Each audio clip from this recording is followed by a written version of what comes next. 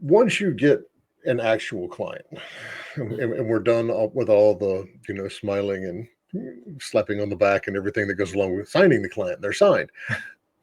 What does a project look like from a collaboration side between a studio and then an external audio team? Because we know a lot of indies have internal folks. What does the collaboration process look like once it's signed? Man, it's actually pretty close, pretty similar to what it's like if you're working with internal folks. Once we're signed and once we're going, it's really at the pace of the developer, right?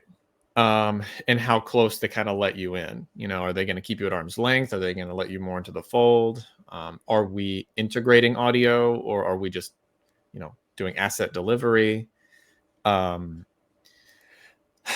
It's kind of a if what we aim for is to be in their communication channels and in their their QA cycle, right?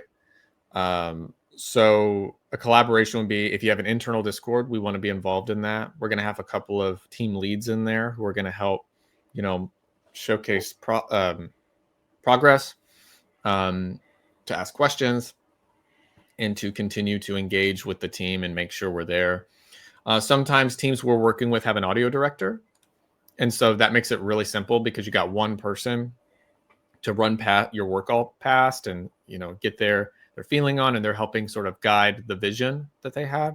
And sometimes you have more of an audio committee where you have a handful of people that maybe the CEO really thinks have a really good ear for sound and music, or for both. And they want them to kind of be part of that, basically together be the audio, director, so to speak. And so generally, we're going to have a channel with just them, where we're going to run ideas past, and we're going to have, a semi-regular check-in.